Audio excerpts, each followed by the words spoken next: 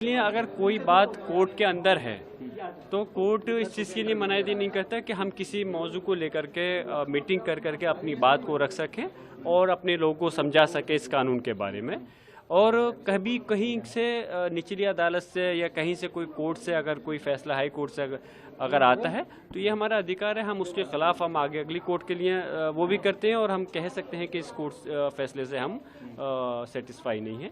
तो यकीनन ये हम कोशिश कर रहे हैं और अगर हमें अदालत पर यकीन नहीं होता तो हम सुप्रीम कोर्ट क्यों जाते फिर।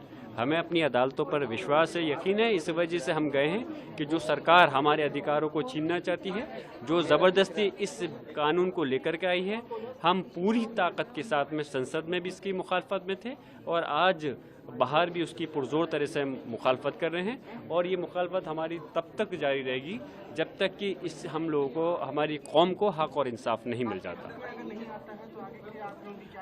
देखिए कुछ चीज़ अभी हम ये नहीं कह सकते, यहाँ नहीं आ सकता। यकीनन तस्वीर के दोनों रुख होते हैं।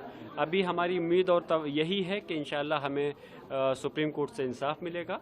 और आगे कोई अगर इस टाइप की बात है तो जो आपने कही है तो वो अभी उसकी बात का रुख है, इसलिए मैं अभी आपके सामने उसके ऊपर कोई टिप्पणी नहीं करना चाहता। सरकार ने कहा है कि जो वक्फ है वो मुस्लिम धर्म का अनिवार्य भाग नहीं है।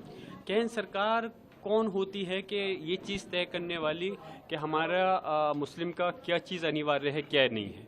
ये मज़हब का मामला है और इसमें केंद्र सरकार को तो सिर्फ राजनीति करनी है और इसी बुनियाद पर राजनीति करके वोटों का बंटवारा करना है, जो कि सबसे आसान तरीका है। लेकिन हम ये नहीं चाहते कि इस राजनीति का एक म्यार होना चाहिए। आप राजनीति करें तो मुद्दों की करें, इस देश की तरक्की करें, इस देश के भाईचारे की करें।